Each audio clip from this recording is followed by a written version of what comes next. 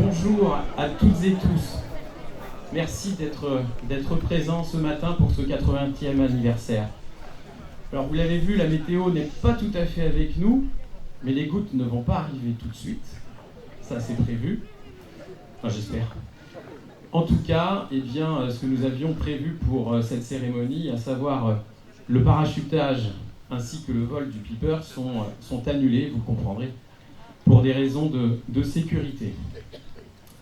Nous allons donc commencer cette commémoration, cette cérémonie, par l'histoire de la Prionnière de ce 11 août 1943. La France a perdu une bataille, mais la France n'a pas perdu la guerre. Les gouvernements de rencontre ont pu capituler, cédant à la panique. Oublions l'honneur, livrons le pays à la servitude. Dès 1941, des Vendéens qui refusent l'occupation sont arrêtés. Plusieurs d'entre eux seront torturés, déportés ou fusillés pour faits de résistance. En 1942, la répression s'accentue.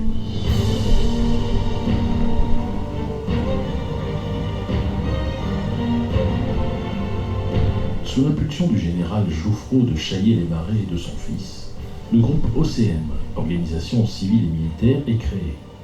Il est en contact avec Grand Clément à Bordeaux, mais aussi avec Comte et Bonneau à Fontenay, Giraud à Luçon, Panchaud et Marceau à La Roche. Ce mouvement va s'étendre sur 12 communes au minimum.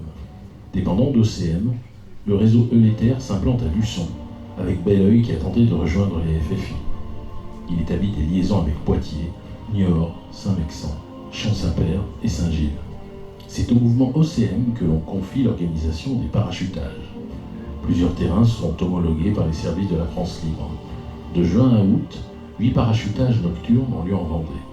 2 à Saint-Hermine, 1 à la Couture, 2 à la Chapelle-Témère, 1 à Saint-Hilaire-du-Bois, 1 à Foussé et 1 à SD. À chaque fois, 3 à 5 tonnes d'armes sont réceptionnées et dirigées vers des abris.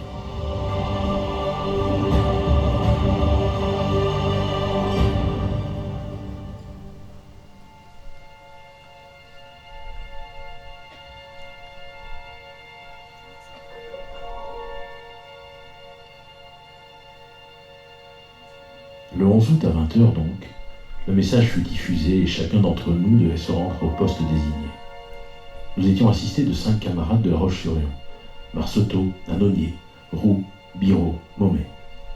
Ce lieu de parachutage, qui était à l'époque qu'un terrain vague bordant un chemin de terre éloigné de tout, mais dont le plan avait été transmis, devait être balisé avec des feux et un signal en morse, afin de mettre en relation les hommes à terre avec l'avion. Aux environs de minuit, un ronronnement bien connu se fit entendre. Il était l'heure de se mettre en place, éclairer le champ, signaler notre présence. Les cœurs battaient fort dans les poitrines. Comment cela allait-il se passer? Le bruit s'approche, s'éloigne. Y aurait-il erreur? Et serait-ce un avion allemand? Éteignons les feux. Non, l'avion revient, se rapproche. Rallumons nos feux. Composons nos signaux. Le voilà. L'avion répond par un signal lumineux. Il tourne, prend le vent, descend toujours. Et voilà la carlingue qui s'ouvre. Les containers suspendus au parachute descendent vers nous. Combien y en a-t-il? 15. Ils sont tous là. Un petit signal lumineux dans le ciel, et l'avion disparaît. Il faut maintenant récupérer ces containers.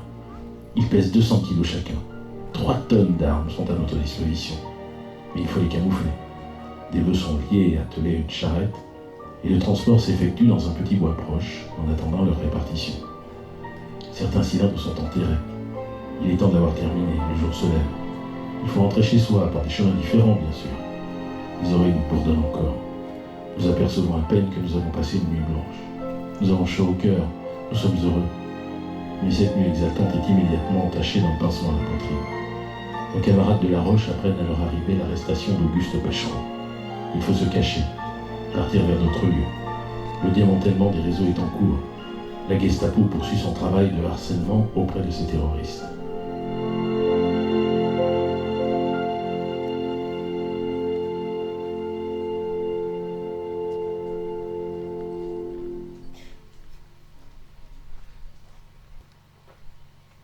Drapeau, portez.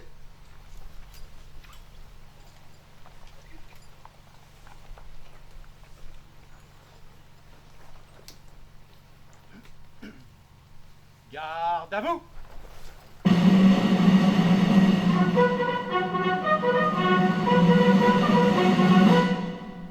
Attention pour les couleurs.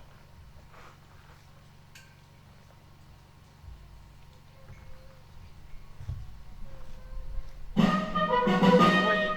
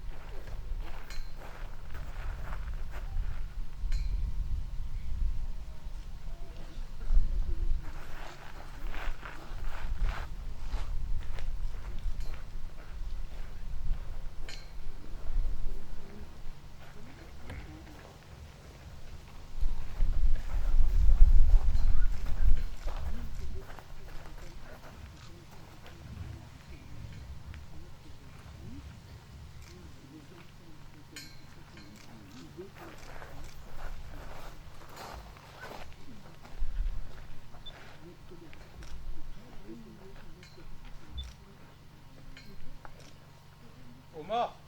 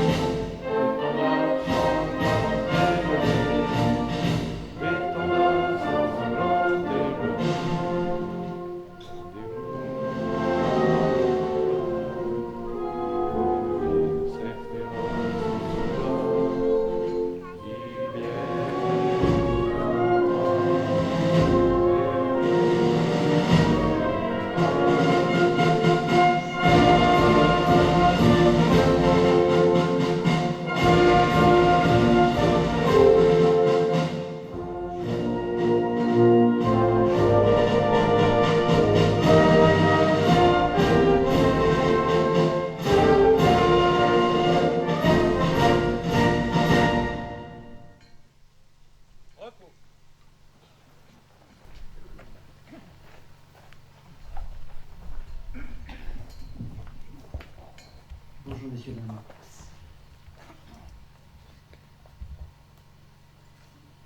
Je vais vous demander de faire un voyage dans le temps avec moi et de revenir 80 ans en arrière dans la maison de mon grand-père et de ma grand-mère. Il est 7 h du matin, ce lundi 25 octobre 1943. Nous sommes rue Trois Quarts à Esnay, dans la maison de Louis Buton qu'il a baptisée Mon Nid.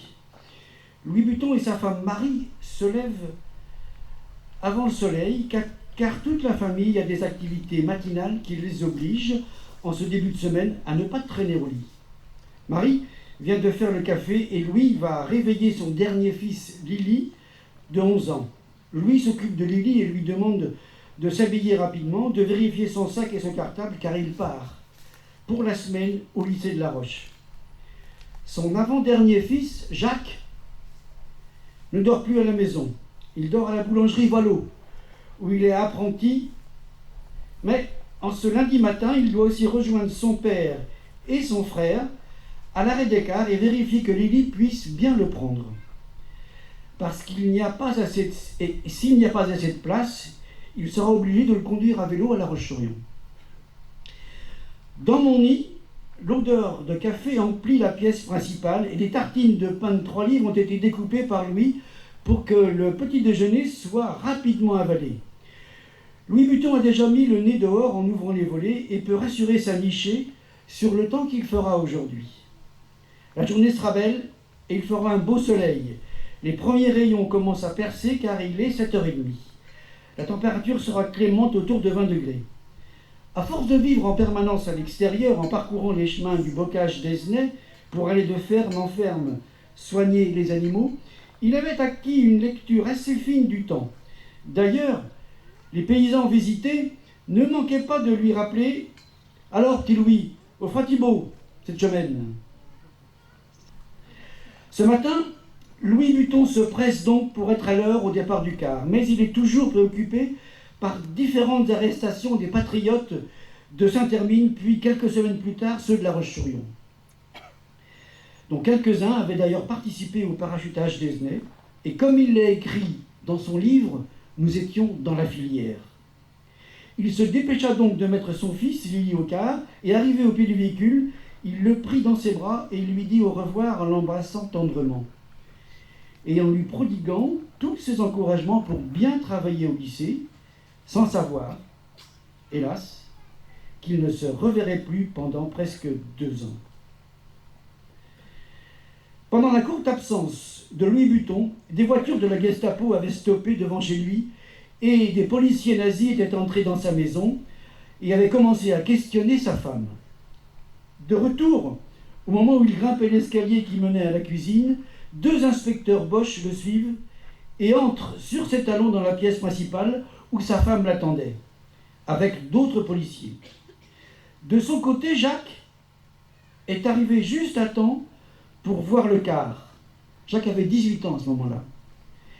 Pour voir le car partir et se dit alors qu'il allait passer dire bonjour à ses parents.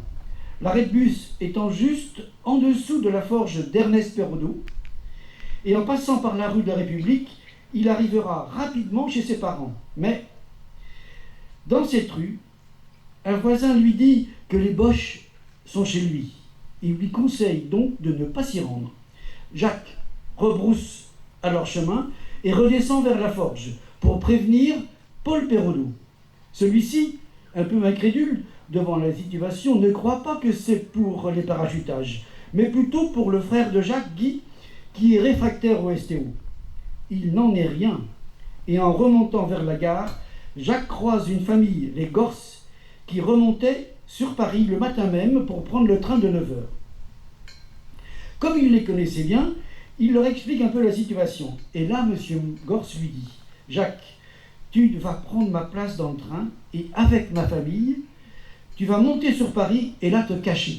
Prends mon billet. » C'est comme ça que Jacques échappa à la Gestapo et travailla clandestinement dans les boulangeries à Paris pendant 18 mois. À partir de ce jour-là, le 25 octobre, l'emprise nazie sur la personne de Louis Buton et sur une partie des membres du groupe d'Esnay ne devait plus se relâcher pendant 20 mois. à travers un périple allant de prison en prison et pour terminer en camp de concentration en Autriche. Si certains ont eu la chance de revenir, on pense à Paul Perraudot, Gaston Marcetto et Louis Buton, d'autres sont morts en déportation. Alfred Doucet et Regatien Mornay, ou ont disparu lors d'affrontements militaires en 1944. On pense à Mamère Roux et Gérard Annonier. Aujourd'hui, 80 ans après ce dernier parachutage de 1943, nous sommes réunis pour ne pas oublier, et si vous écoutez bien, entendre les cris des victimes de la barbarie nazie. Nos commémorations viennent aussi mettre en lumière les grands enjeux qui ont déclenché les événements que nous célébrons aujourd'hui. Pour transmettre l'histoire, renforcer le sentiment patriotique, valoriser ces lieux où les cérémonies se déroulent, éduquer la jeune génération et transcender les conflits anciens pour construire, avec les alliés et adversaires d'hier, un avenir de paix. Je profite de ce temps de parole qui m'est donné pour souligner l'initiative prise par des jeunes bénévoles de Sainte-Flève-des-Loups pour célébrer le 80e anniversaire des 8 parachutages de 1943 en Vendée. En particulier, c'est au tour de Loïc Richard, Ludovic Châtenot, Nicolas Richard et Alain Le Goupil, le réalisateur des films sur les parachutages de 1943 et sur les Butons, que se sont agrégés plus de 100 bénévoles pour un événement qui s'est tenu en mai dernier et a offert une visibilité grand public sur cette période de 39-45. Sous le titre « Mémoire vivante », il a été permis de rendre un hommage à toutes ces Vendéennes et Vendéens qui se sont engagés pour lutter contre les oppresseurs nazis dans une période où la totalité de la France était occupée. Il leur fallait un grand courage et un sens de la patrie que nous ne devons pas oublier. Je rappelle quelques chiffres qui soulignent comment le régime nazi avait décidé d'éradiquer une population qui, à leurs yeux, était nuisible. Femmes, hommes, enfants juifs. Ils devaient tous disparaître. D'ailleurs, le régime de Vichy a participé à ce génocide qui, au total, a entraîné la mort de 5 à 6 millions de juifs en Europe. C'est la Shoah. En France, il a été dénombré plus de 90 000 déportés, dont une majorité de résistants qui se sont engagés contre les occupants et aider la France à se relever. Aujourd'hui encore, il faut leur rendre hommage, car ils ont contribué en leur temps à construire les fondations de notre vivre ensemble, qui leur doit beaucoup. Tout cela s'est articulé pendant la résistance avec la mise en place du CNR, le Conseil national de la résistance, élaboré par Jean Moulin et poursuivi par ses pairs. Ce texte a permis de mettre en place les mesures à appliquer dès la libération du territoire, sorte de programme de gouvernement qui comprend à la fois des mesures visant à réduire la mainmise des collaborationnistes sur le pays et des mesures à beaucoup plus long terme, comme le rétablissement du suffrage universel, les nationalisations et la sécurité sociale. Alors qu'aujourd'hui encore, on peut voir en France des rassemblements néo-nazis et de militants d'extrême droite, porteurs de discours de haine et de négationnisme, ou comme ces dernières semaines, des groupuscules incontrôlés semer le chaos, mais avec des racines idéologiques bien différentes, il est important de cultiver cette mémoire vivante, comme à Sainte-Flève-des-Loups, où de nombreux jeunes bénévoles étaient partie prenante de cet événement, à Esnay et dans d'autres lieux éducatifs, pour ne pas oublier et réapprendre les valeurs et les principes républicains, la liberté, la fraternité, l'égalité et la laïcité. En un mot, faire République. Je ne voudrais pas rester sur une note négative en stigmatisant une partie de la jeunesse, mais souligner qu'il y a aussi beaucoup de projets avec des jeunes autour d'associations humanitaires dans les collèges, les lycées, les centres sociaux, entourés de professeurs et d'animateurs et de bénévoles. Pour ne citer qu'une seule initiative, celle de l'AFMD, l'Association des Amis de la Mémoire de la Déportation, qui connaît chaque année un succès significatif, j'évoque ainsi le concours national de la résistance, pour lequel pas moins de 643 jeunes vendéens et vendéennes, élèves de collège et de lycée, ont produit des travaux dignes d'intérêt. Comme cette année, la thématique du concours était d'avoir un travail sur l'école et la résistance, des jours sombres au lendemain de la libération.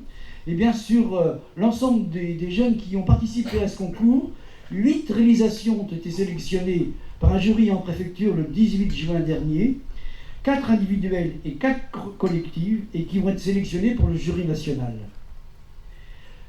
L'an prochain, je reviendrai vous parler plutôt d'une histoire qui est terrible, qui s'est passée le 1er septembre 1944 à Apremont. Et on pense aux gens qui ont été fusillés à Apremont à ce moment-là.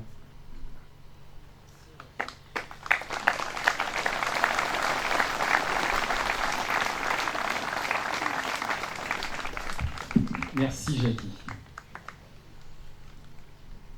J'ai peur que les gouttes arrivent.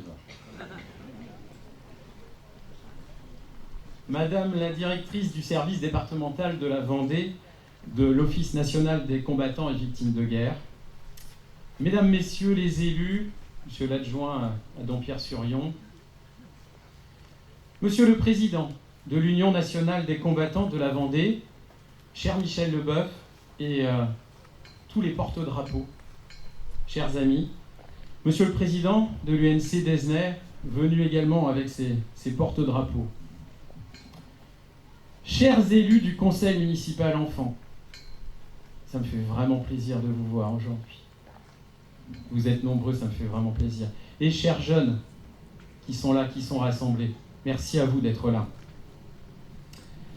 Mesdames, Messieurs, chers amis, cher Jacques Buton, merci à toutes et tous, et j'ai de l'émotion en cet instant quand je vous vois tous ici rassemblés, tous ici aussi nombreux, pardon. Je te salue Xavier, j'avais pas vu le maire de la Chapelle-Palot. Je suis vraiment ému parce que je ne m'attendais pas à autant de présence ce matin. Je pense également à toutes les familles, en pensant à vous Jacques, mais également à toutes les familles qui sont ici présentes pour commémorer ce 80e anniversaire. Et votre présence ce matin est bien le symbole de votre attachement à notre devoir de mémoire. Je voudrais tout d'abord excuser le sénateur Didier Mandelli, ainsi que le président du département de la Vendée, Alain Leboeuf, qui ne pouvait être présent ce matin. Et je voudrais également excuser Jérémy Banster, arrière-petit-fils de Louis Buton, qui n'a pu se joindre à nous, mais qui vous adresse ce message. Chers amis, je ne peux malheureusement pas être aujourd'hui parmi vous pour ce 80e anniversaire. Ma pensée vous accompagne en ce moment de souvenir et de recueillement, en ce jour où la dimension humaine a triomphé pour quelques heures de l'indicible. Avec toute mon amitié et ma mémoire vive, à bientôt, Jérémy Banster. Aujourd'hui donc, nous célébrons le 80e anniversaire du parachutage d'armes dans ces champs de la Brionnière d'Esnay. Ce 11 août 1943, ils étaient là, une douzaine.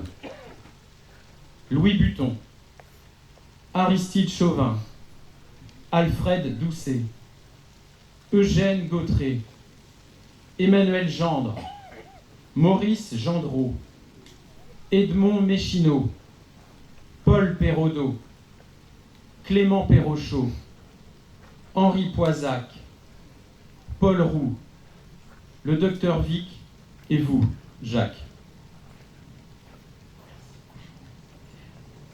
Ils étaient assistés de 5 camarades de La Roche-sur-Yon: Gaston Merceau, Gérard Annonier, Mamère Roux, Paul Biraud et Rogatien Bornet. Maillons du réseau Saint-Thury, ils ont été contactés par ce message personnel et diffusé vers 20h sur Radio Londres. Ton bras est invaincu, mais non pas invincible. C'était le signal. Le signal d'une nuit pas ordinaire, d'une nuit extraordinaire. Une nuit qui allait changer leur destin. Louis Buton, dans son livre, raconte: ce fut une belle nuit. Quel travail! Mais avec quelle ardeur il fut accompli! Aucune parole inutile ne fut prononcée. Chaque geste était mesuré, chacun s'évertuant à faire son possible, et aucun stimulant ne fut nécessaire. La nuit du 11 au 12 août reste dans les annales de la résistance à Gésinat. Nous avions des armes, nous étions forts. Nous pourrions sans doute, un jour, faire sentir le poids de notre amour de la liberté à nos oppresseurs. Aujourd'hui, nous célébrons plus largement tous ces parachutages d'armes organisés par la résistance qui ont eu lieu sur le territoire français. Nous nous rassemblons pour commémorer ces événements extraordinaires qui se sont déroulés pendant l'une des périodes les plus sombres de l'histoire de l'humanité. Nous nous réunissons pour honorer le courage et la détermination de ces hommes et femmes qui, dans l'ombre de la Seconde Guerre mondiale, ont risqué leur vie pour combattre l'oppression et l'injustice. Le parachutage d'armes était l'un des moyens cruciaux par lesquels les Alliés soutenaient la résistance. Ces missions périlleuses consistaient à larguer des armes, des munitions et des équipements essentiels aux combattants clandestins, souvent dans des zones reculées, sous le couvert de la nuit et loin des regards de l'ennemi. Chaque parachutage représentait un espoir renouvelé pour la résistance, une preuve tangible que le monde extérieur n'avait pas oublié leur combat. Aujourd'hui, nous nous souvenons de ces actes de bravoure et de résilience. Nous nous souvenons de ceux qui ont organisé ces opérations, souvent dans des conditions dangereuses et précaires. Ils savaient que leur vie était en jeu, mais leur détermination à résister et à lutter pour la liberté était inébranlable. Ils ont préféré se lever et résister plutôt que de vivre dans l'ombre de la tyrannie. Leur courage et leur engagement envers la liberté ont été une lueur d'espoir dans une époque où les ténèbres semblaient engloutir le monde. Le 11 août 1968, lors de l'inauguration de cet hostel, Louis Buton indiquait que c'est ici qu'une poignée de résistants vendéens, en majorité des agésinates, n'a pas voulu dire oui au nazisme, écœuré par le chant des oppresseurs et écrasé par le heurt des bottes. Elle a dit non à la servitude pour que vive la France. Ils étaient là, il y a 80 ans. Ces hommes d'Esnay, arrêtés, déportés, torturés. Alfred Doucet n'est jamais revenu. Ceux qui sont revenus changés à jamais. Aujourd'hui, nous devons également nous rappeler ceux qui ont perdu la vie dans cette lutte pour la liberté. Leur sacrifice ne doit jamais être oublié et leur héritage doit vivre à travers les générations futures, nous rappelant la valeur inestimable de la liberté et de la dignité humaine. Il y a 55 ans, cet hostel fut dressé. Ce bloc de granit, symbole de la force et de la puissance sortant de la terre, dressé vers l'idéal de vie, et ces chaînes arrachées qui représentent le combat pour la libération. Ce bloc de granit, pour la mémoire, pour éviter l'oubli. Il y a 55 ans, lors de l'inauguration de cet hostel, Paul Perraudot soulignait « Nous pensons qu'il est indispensable pour les jeunes de tous les pays de connaître ce passé récent, qu'il est nécessaire qu'ils en discutent entre eux, sans haine, afin d'éviter qu'à tout jamais, de telles horreurs ne soient engendrées et appliquées.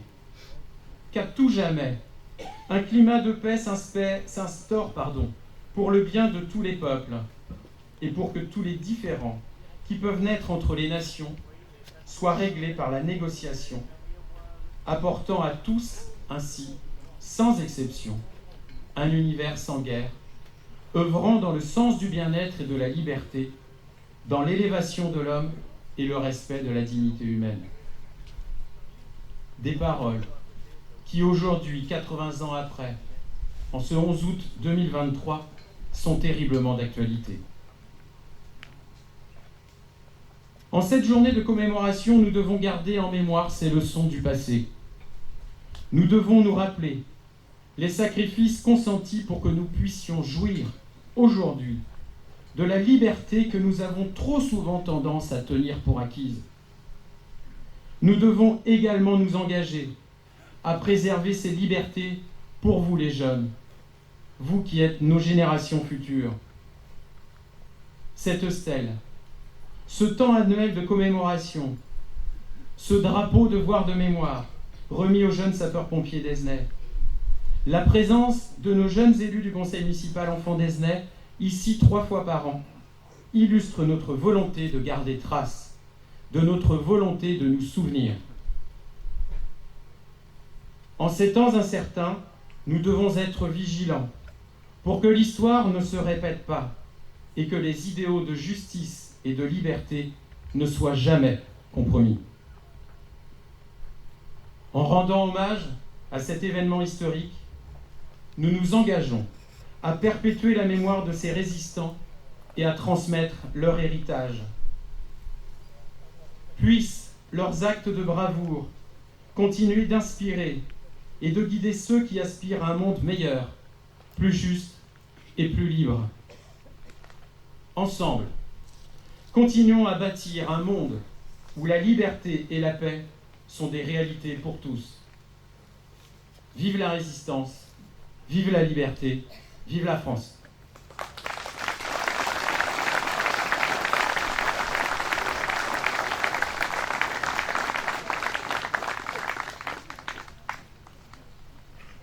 Avant de passer au temps de convivialité, nous souhaitions revivre un moment hors du temps avec 2 chansons. Dans le livre de Louis Buton, on peut découvrir le chant des déportés, avec la mention Buchenwald, février 1944. Ce chant a été écrit par Daniel Schlick et la musique a été composée par Constantin Bourron, originaire de Fontenay-le-Comte. Le jour de son retour de déportation, Louis Buton raconte « Nous pouvions respirer largement, nous pouvions rire, chanter, nous étions libres. » 16 heures, arrivée gare du Nord. En descendant sur le quai, nous chantions à tue-tête le chant des déportés.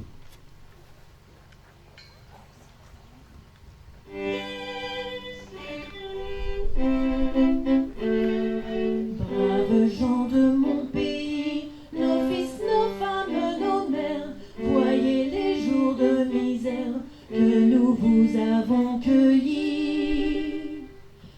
Ils sont tous couleur de flamme, car nos manteaux bleus et blancs, où le rouge ira troublant, nous vaut mieux qu'un oriflamme. Nous sommes les déportés, les bagnards la tête haute, qui n'ont commis d'autre faute que d'être restés français. Nous irons par la Lorraine avec nos sabots de bois et les blés d'or de nos plaines. Verrons entrer les Français d'autrefois. Nous avons lutté chez nous pour la France que l'on aime. Nous avons lutté quand même pour ne pas être à genoux. Nous avons la chair meurtrie, la détresse des prisons, le deuil des beaux horizons de notre pauvre patrie.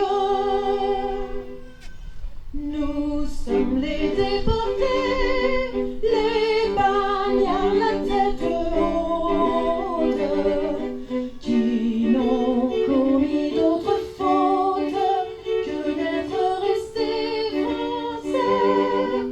Nous irons par la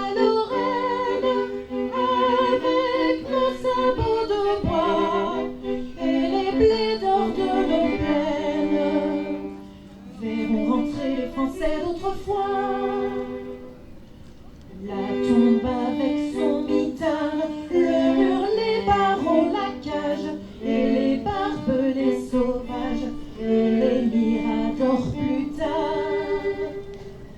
Qui au sein de l'Allemagne, tous ces travailleurs forcés, ce sont encore des Français sous le grand ciel gris du bagne. Nous sommes les déportés, les bagnards la tête haute, qui n'ont commis d'autre faute que d'être restés français. Nous irons par la Lorraine avec nos sabots de bois et les blés d'or de nos plaines. Verront rentrer les Français d'autrefois. Ceux qui rentreront vainqueurs, les rubans et les médailles ne seront pas à la taille de la fierté de leur cœur. Mais la seule récompense que nous voulons obtenir, c'est qu'au seuil de l'avenir, on nous donne un peu de France. Nous sommes les déportés, les bagnards la tête haute, qui n'ont commis d'autre faute que d'être restés français. Nous irons par la Lorraine avec nos sabots de bois et les blés d'or de nos plaines. Verront rentrer les Français d'autrefois.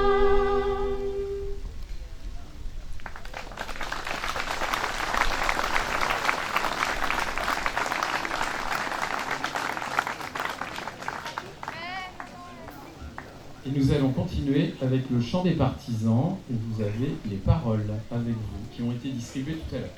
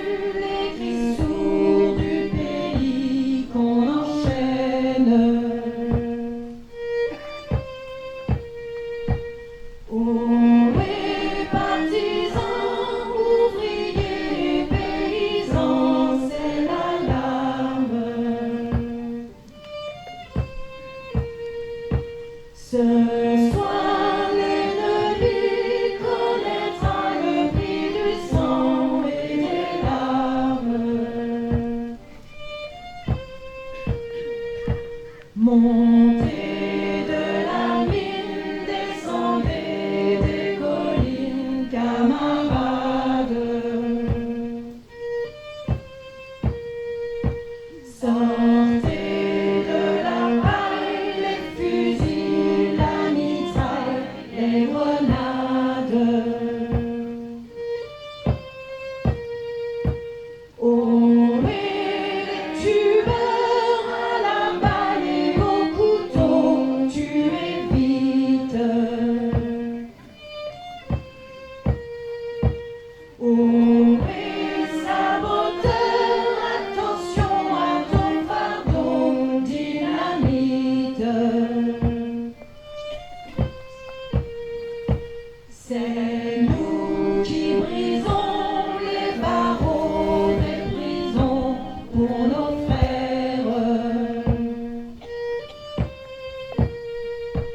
La haine à nos trousses et la faim qui nous pousse, la misère.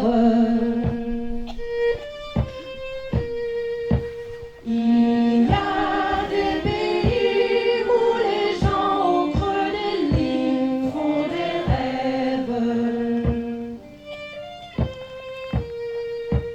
Ici, nous vois-tu, nous on marche et nous on tue, nous on crève. Ici, chacun sait ce qu'il veut, ce qu'il fait quand il passe. Ami, si tu tombes, un ami sort de l'ombre à ta place.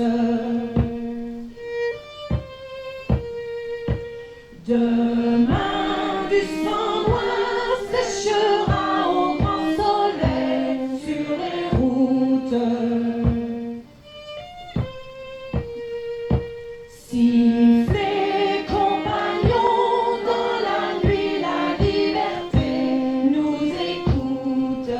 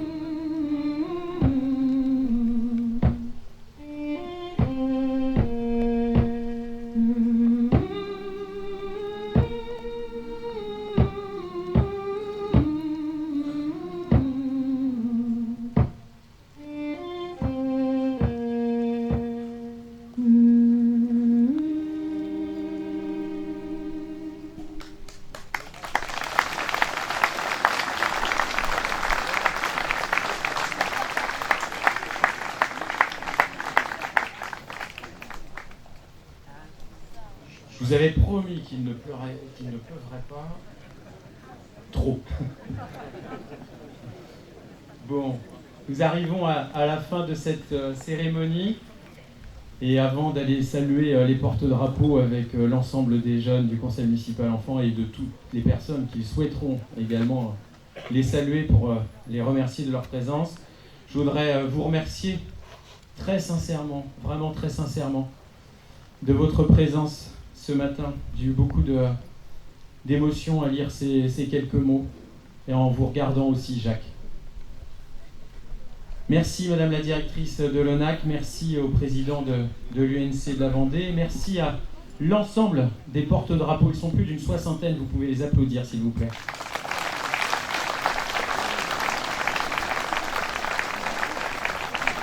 Merci à l'association des anciens parachutistes de Vendée, merci aux militaires d'Active, avec un petit salut particulier. Fabien.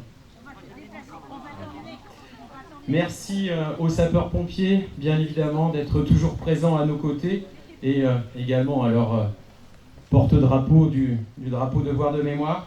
Merci à la police municipale, aux élus municipaux, bien évidemment à vous toutes et tous, chers amis, chers membres des différentes familles.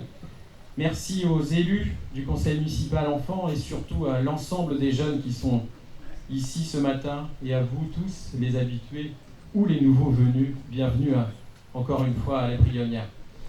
Je voudrais également remercier plus particulièrement Roland Urbanec, notre conseiller délégué au tourisme et à la valorisation du patrimoine, parce que le patrimoine, c'est aussi ce temps de commémoration. Et Roland, avec les équipes municipales, ont voulu préparer vraiment une commémoration à la hauteur de l'événement. Donc merci à eux, merci à toi Roland. Je voudrais également remercier l'association historique Héritage Memory, Jean-Paul Limagne. Alors j'avais prévu de remercier le parachutiste, les pilotes, mais je les remercie quand même de s'être mobilisés pour ce matin. Merci à Manon Toureille qui va chanter dans quelques minutes et qui va nous accompagner au son des airs des années 40 pendant le temps de convivialité. Merci à Nicolas Richard pour l'exposition de matériel de la Seconde Guerre mondiale. Et puis un merci tout particulier à Ivan et Clara Dagno pour leur prestation du chant des déportés et du chant des partisans, qui nous ont apporté en tout cas à moi beaucoup d'émotions. Merci à toutes et tous. Je vous souhaite une belle journée, ensoleillée dans nos cœurs. Et puis maintenant, eh bien, je vous invite à aller passer un temps de convivialité qui est préparé par l'amicale des sapeurs-pompiers retraités. Et bien évidemment, un temps de salut et de remerciement auprès de nos porte-drapeaux. Belle journée à toutes et tous. Merci à vous.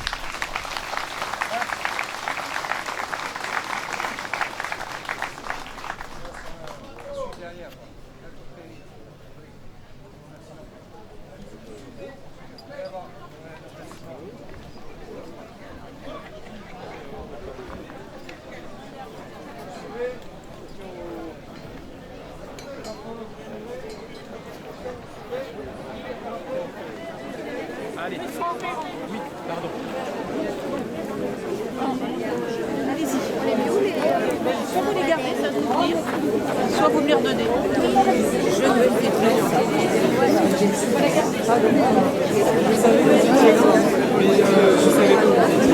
Oui, Jacques. Oui. Oui, c'est Franck, c'est monsieur le maire. Vous vouliez me parler, Jacques. Bougez pas. Voilà. Je voudrais exprimer quand même mon sentiment, non pas que j'ai la prétention de rassembler tout ce qui est dit, parce que j'utilise fréquemment l'expression, et je voudrais que cette expression, c'est mérité, c'est tout simplement ceci, ce que nous avons vécu mérite admiration. Merci beaucoup, Jacques. On a lu votre livre. Ah, on connaît l'histoire.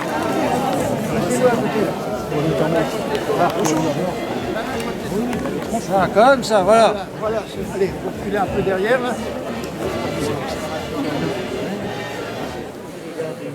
Ah, vous êtes toujours là, c'est formidable. Merci beaucoup. Vous allez boire un coup maintenant. Oui. Merci. Merci à toi.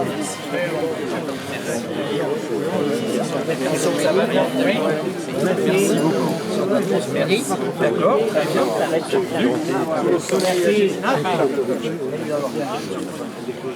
Merci en tout cas d'être là. Ça va très bien. Merci. Ça va très bien. Merci. Allez, merci les gars. Merci. Toujours présent.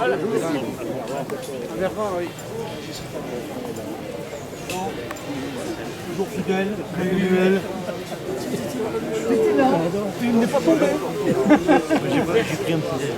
Ouais, mais les deux jeunes maintenant. T'as pas fait trop la Java, Xavier, ça va? Non, sérieux. Ah, on n'oublie pas. C'est bien. Bonjour. Un promo, bah c'est les voisins. Saint-Etienne, c'est 8 heures. Merci beaucoup. Monsieur, c'est pas ça génial. C'est beau. Monsieur le Guanno. Oui, ça oui. Merci. Le poiret, le voisin. Oui, ça va, bien. Bon, ben, en tout cas. Bougerez. Très bien, merci. Merci, un peu plus loin. C'est fait. Alors, c'est bien. Bonjour, merci, ça le fait. Bonjour, merci.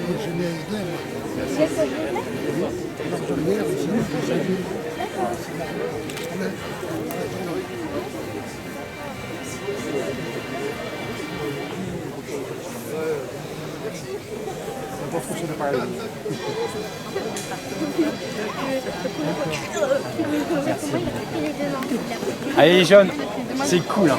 Vraiment merci d'être venus. C'est chouette. On a passé un bon moment. Hein, ça a été. Ouais, c'est vrai. Bon, super. Merci. Pas les vacances. En gros, mon père, il a posé sa journée. suis pour écouter, hein. Non, j'aurais dû être au centre, pas là. Je suis pas allée au show. On devait inviter. Merci. Allez, on remonte le temps cette fois. On part en 1933 avec la grande chanteuse Frêle qui chantait la Javabie.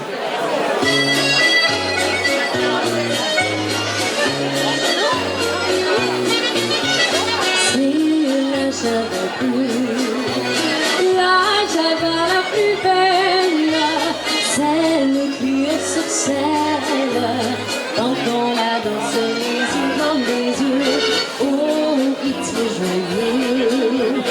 Quand les corps se confondent, comme elle au monde, il n'y en a pas deux, c'est une nageur bleue.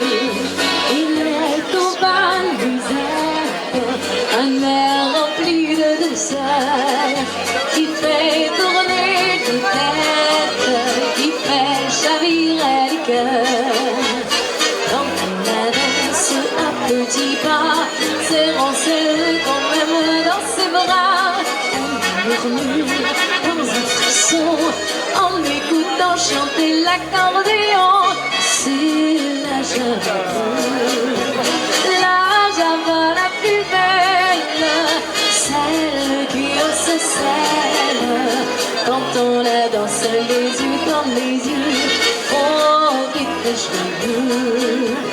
Quand les corps se confondent, comme est le monde, il n'y en a pas deux, c'est la java. Chérie, son nom m'étreinte, je veux te serrer plus fort, pour mieux garder l'empreinte et la chaleur de ton corps. Que de promesses et que de serments qu'on se fait dans la folie d'un moment. Car ce serment rempli d'amour, on sait que ça ne durera pas toujours.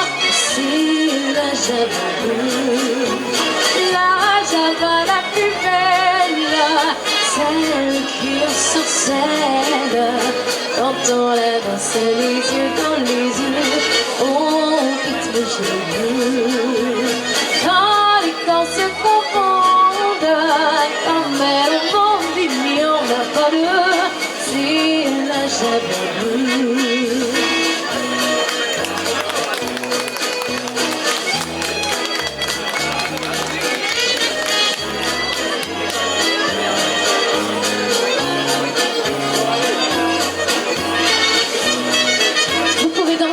Mesdames et messieurs, on a ciré le parquet. Comme elle au monde, il n'y en a pas deux, c'est la java bleue. Merci.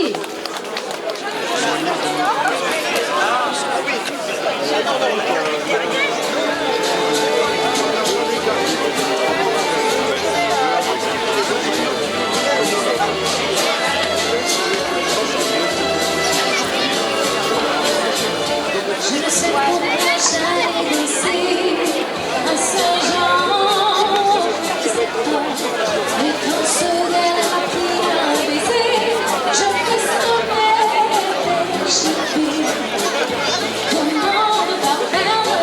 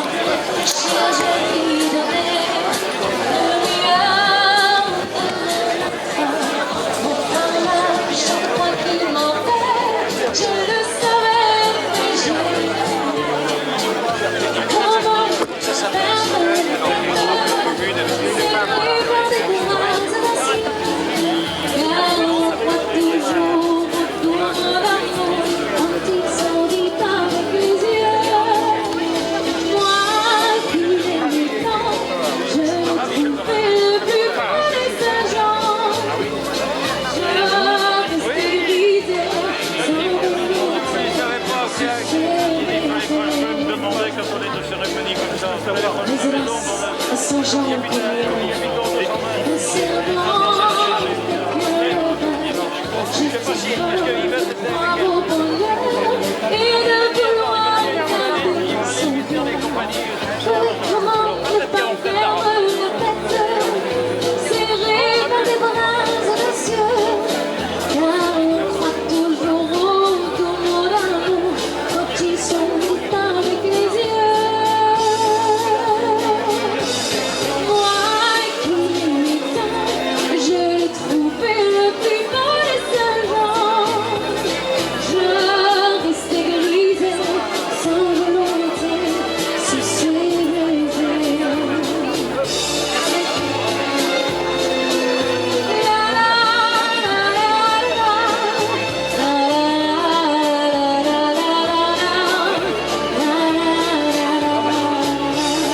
Moi qui l'aimais tant, mon bel amour, mon amour de Saint-Jean, il ne m'aime plus, c'est du passé, n'en parlons plus. Il ne m'aime plus, c'est du passé, n'en parlons plus.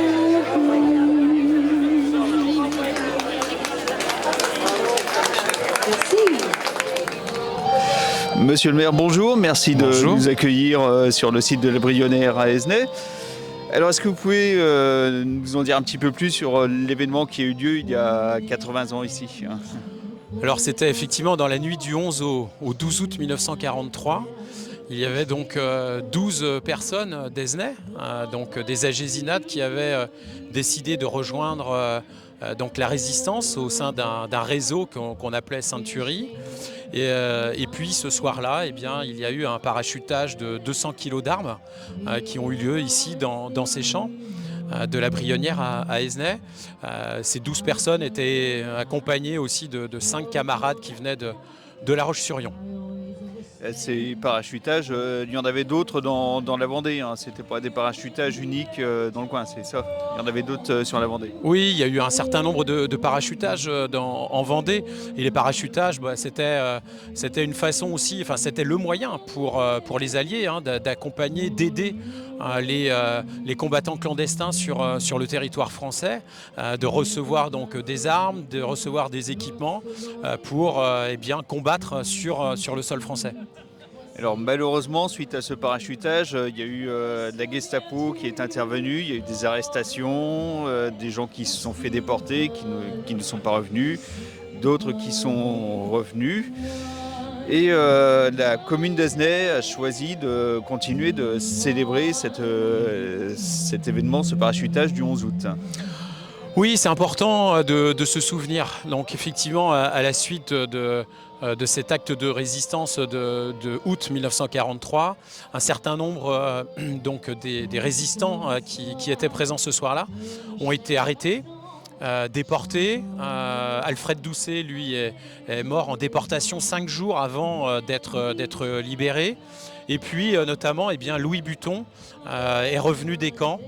Et il a écrit un livre retraçant sa vie, à la fois à Gésinat, mais aussi ce temps passé donc, auprès de la Gestapo et auprès des camps de concentration.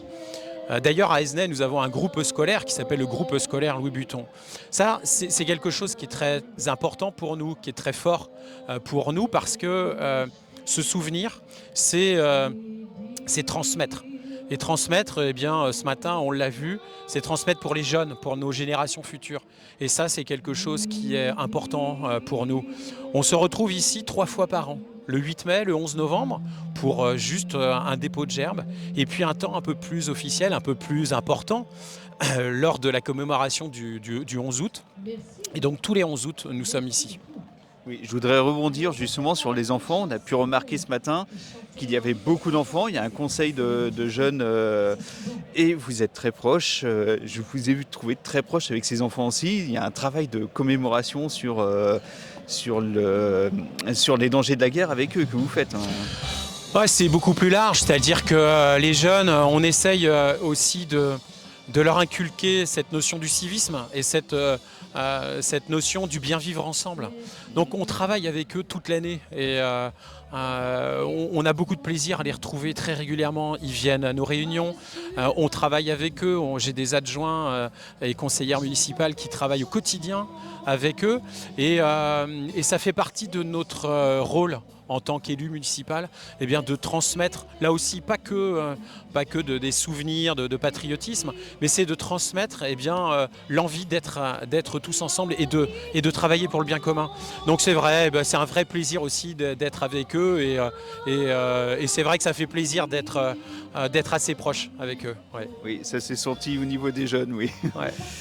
Monsieur le maire, je vous remercie beaucoup de nous avoir accueillis. Et merci à vous d'être là, parce que vous voyez, ça aussi, d'être présent aujourd'hui, c'est aussi un travail de mémoire. Et pour nous, c'était important aussi de vous accueillir sur ce site. Donc merci à vous. Merci.